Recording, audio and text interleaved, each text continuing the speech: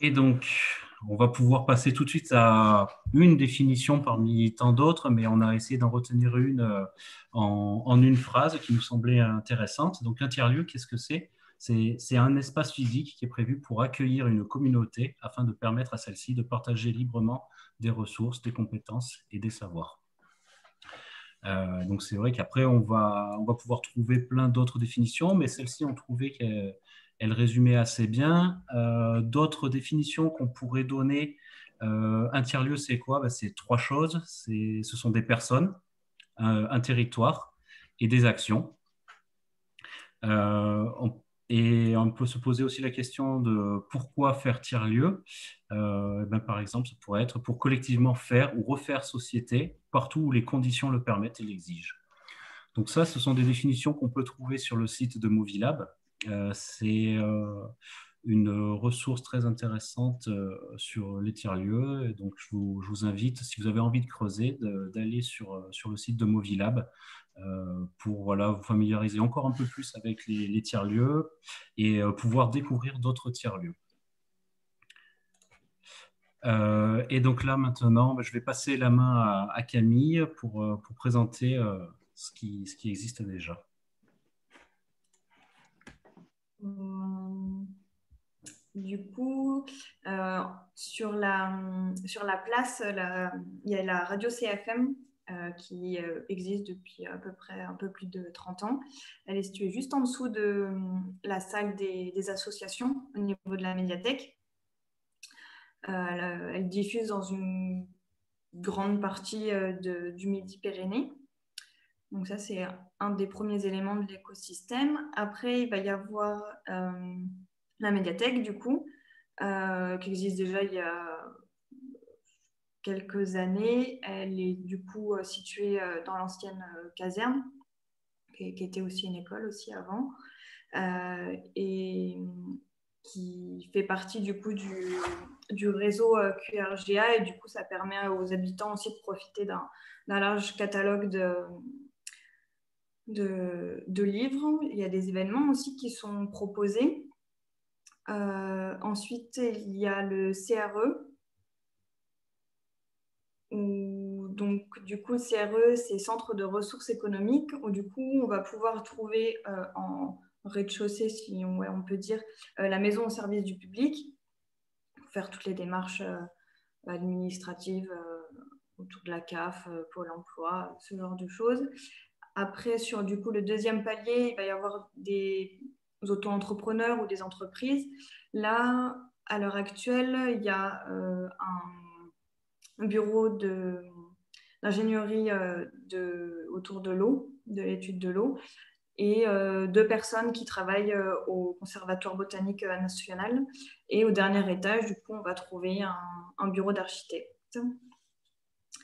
Donc voilà. Et ensuite, il y a du coup un atelier partagé, donc le Fab Lab Origami, où du coup, il est organisé des ateliers différents ateliers, donc les cafés bricoles, les ateliers low-tech, les lab kits pour les enfants. Il y a aussi du coup des ateliers avec des étudiants qui sont proposés.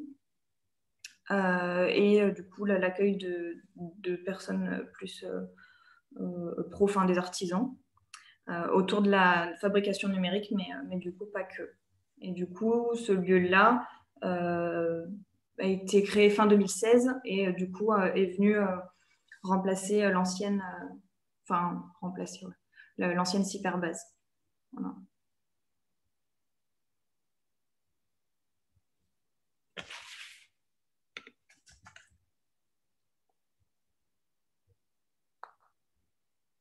Je reprends la main, pardon.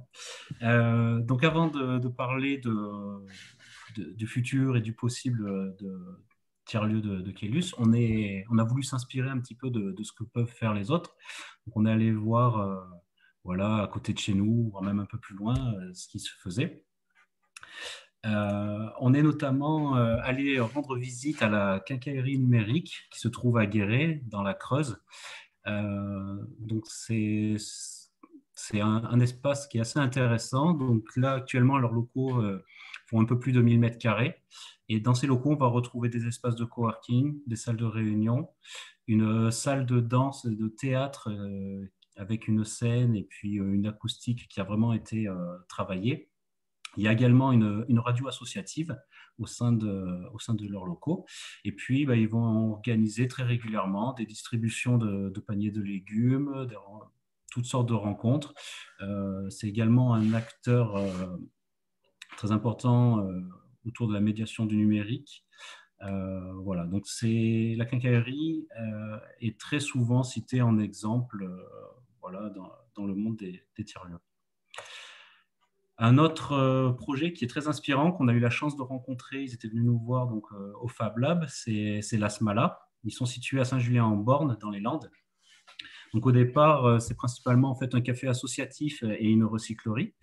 Le projet de Fab Lab est arrivé dans un second temps. Et donc là, ils sont dans leurs nouveaux locaux. Donc la recyclerie fait un peu plus de 900 mètres carrés de mémoire. Et le Fab Lab s'est implanté directement dans les locaux de la recyclerie. Donc, pareil, ils mènent énormément d'actions de médiation numérique et beaucoup aussi auprès des jeunes, aussi sur les dangers du numérique, des réseaux sociaux, comment bien les utiliser, etc. Voilà. Donc, je vous encourage à aller les voir. C'est vraiment un projet qui est vraiment intéressant. Et enfin, donc, un autre tiers-lieu qui s'appelle La Bonne Fabrique, qui est situé donc, dans la petite commune du Sapin en Chartreuse, en Isère. Donc là, le Sapin en Chartreuse, c'est à peu près 1200 habitants. On est à une vingtaine de minutes de Grenoble. Donc, les espaces de mémoire, c'est quelque chose comme 300 mètres carrés ou 400 mètres carrés.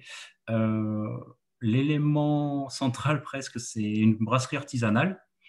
On va également trouver des jardins partagés et des espaces de coworking et un Fab Lab, un petit atelier de fabrication. Voilà, donc pareil, c'est un projet qui est vraiment assez intéressant.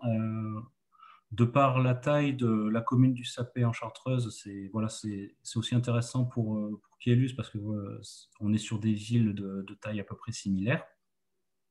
Donc voilà, donc pareil, je vous invite à aller voir un petit peu ce qu'ils font. Ils ont une activité qui est assez riche. Et donc là, je vais laisser la suite un petit peu à Dorian pour qu'il vous fasse un état des lieux d'où on en est et du possible projet futur. Voilà. Bonjour à tous, toutes et tous. Donc en gros, donc là on a un peu fait l'état des lieux de ce qu'on pourrait presque déjà dire on pourrait déjà dire que c'est un tiers-lieu, hein, d'une certaine manière, même s'il n'est pas formalisé. Il y a déjà des acteurs qui s'échangent, qui mangent à midi ensemble, etc. L'objectif d'un futur, qu'on peut espérer ou pas, hein, mais de voir vers quoi on pourra aller, ce serait de formaliser un peu ça.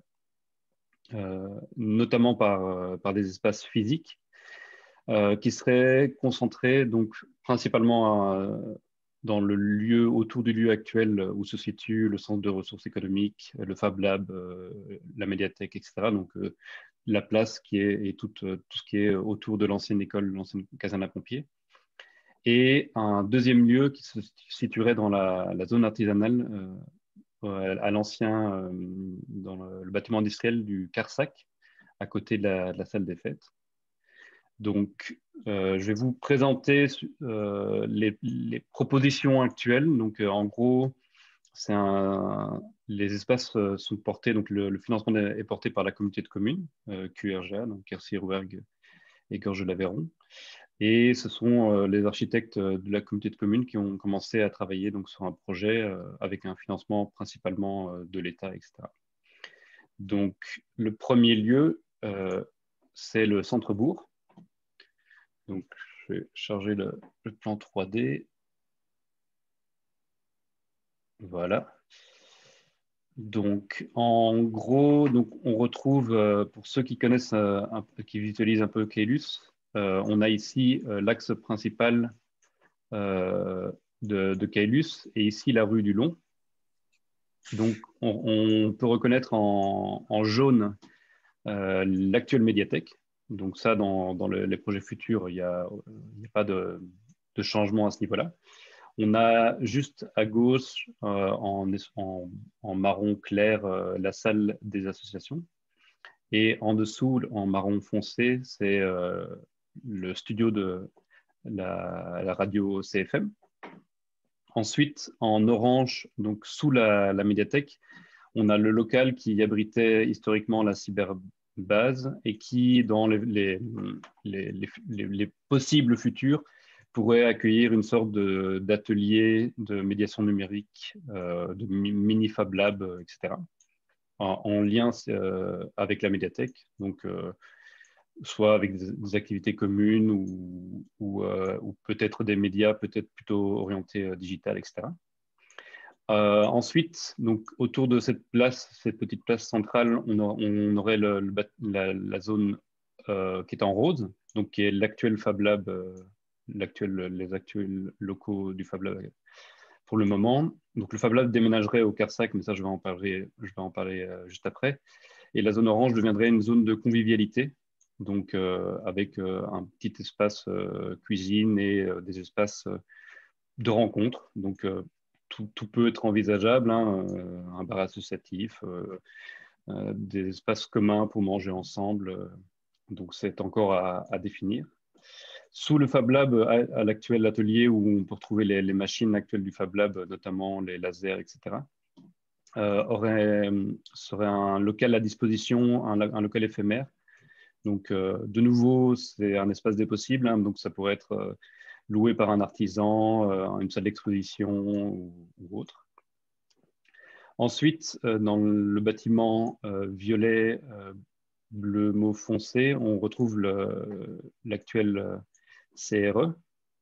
Donc, à ce niveau-là, donc on est dans tout ce qui est salle de réunion, bureau à louer, donc plutôt associé au niveau du travail. Donc le tiers-lieu, c'est un peu un mix, hein, entre des échanges de rencontres, mais aussi des espaces où des auto-entrepreneurs peuvent venir ou des entreprises travailler. Donc ça, globalement, ça ne changerait pas foncièrement de l'état actuel.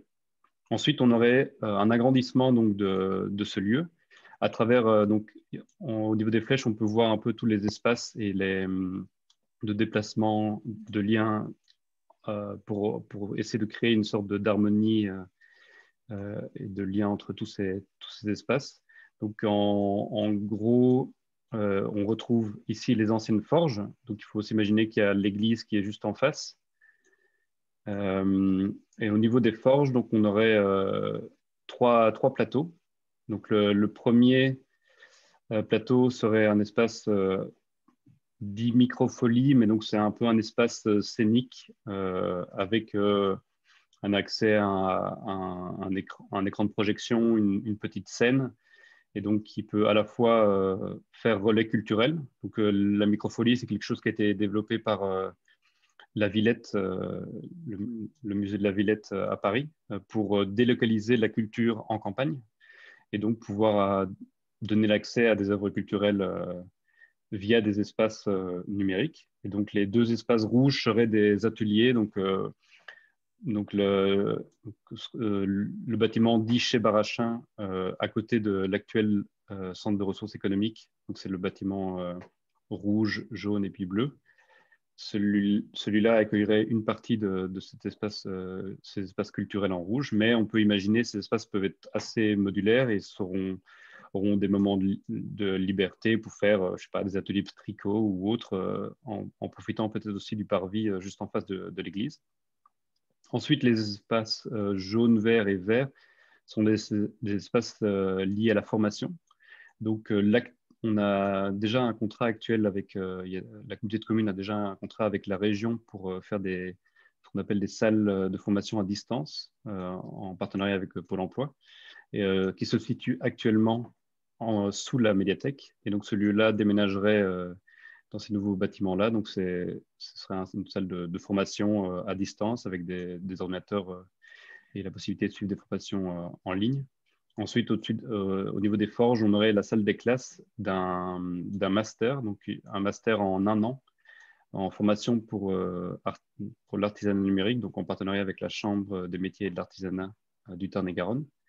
Donc ça, j'en parlerai aussi parce qu'il y aura un atelier au niveau du CARSAC, mais donc il y aurait un espace classe à ce niveau-là. Et enfin, de nouveau, bleu, ce serait soit des espaces coworking, soit des bureaux, etc. Donc voilà, ça c'est vraiment grosso modo tout le centre-bourg de Caelius, les possibles, avec déjà des thématiques plus ou moins prédéfinies proposées par les architectes de la Comcom, mais il faut bien comprendre qu'un des buts de cette présentation, c'est de pouvoir aussi voir qui est intéressé par ce lieu, qui pourrait être, que ce soit pour développer des activités personnelles, associatives ou privées, et voir comment on pourrait répartir ces espaces. Et en plus de tous ces lieux-là, il y aurait des sanitaires qui seraient développés au niveau donc au centre, on a un niveau de circulation qui est central avec un ascenseur pour les personnes à mobilité réduite qui viendrait redistribuer en fait sur plusieurs plateaux les personnes à la fois au niveau des forges, donc avec deux passerelles pour traverser la rue piétonne et avoir un accès à l'espace de convivialité, médiathèque, etc. Donc, si vous avez, j'imagine que vous aurez des questions peut-être plus tard, on pourra y revenir. Ensuite, au niveau de la zone artisanale, donc l'ancien CARSAC, qui est un lieu qui a été développé dans les années 70 par des jeunes agriculteurs de la région, au niveau de Saint-Antonin et Caylus. Donc, le bâtiment a récemment été rénové en partie, donc toutes les toitures, etc., ont été refaites. Mais pour le moment, l'intérieur est tout à fait vide. Et donc ça, c'est une proposition d'arrangement de l'espace avec le nouveau Fab Lab et des ateliers. Donc pour situer un peu au niveau de l'arbre, il y a la salle des fêtes actuelle de Caylus. Ensuite, on a la caserne des pompiers et puis on a toute la zone artisanale vers l'ouest. Donc, pour présenter un peu les différentes propositions, donc on aurait le Fab Lab qui se situerait, j'ai un peu du mal avec ma souris, désolé, qui se situerait au fond de l'espace avec des espaces ateliers, tables et chaises et tout les petites machines, donc les imprimantes 3D, brodeuses numériques, appareils pour faire de l'électronique, découpe vinyle, etc., qui se situeraient dans cet espace-là, qui peut être utilisé aussi pour faire des ateliers, etc. Ensuite, on retrouverait 2 ateliers donc, disponibles pour les personnes venant du Fab Lab, mais aussi des artisans, des étudiants du master en artisanat numérique. Donc, on aura un atelier métal, celui-ci, et un atelier bois et laser. Donc, avec une desserte centrale, ici, une grande ouverture pour pouvoir venir avec des panneaux. Donc, on dispose actuellement d'une découpeuse plasma pour faire de la découpe sur tôle métallique. Et on a une fraiseuse à commande numérique donc, qui permet de découper des grands panneaux en bois. Et on a également une découpeuse laser. Donc, toutes ces machines qui sont actuellement rue du Long à Caylus viendraient se resituer dans ces ateliers ici. Ensuite, on aurait une salle atelier spécifique pour les étudiants de master. Entre le Fab Lab et cette salle pour les étudiants, on aurait une salle de réunion disponible à la location ou pour les personnes de l'espace CARSAC.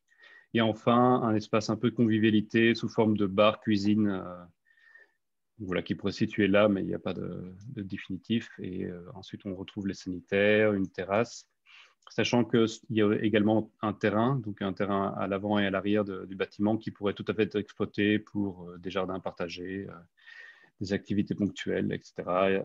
Et à l'arrière, il y a encore toute une zone libre non définie, donc où on pourrait construire d'autres box ou pas. Donc voilà. Ça, c'est l'espace des possibles.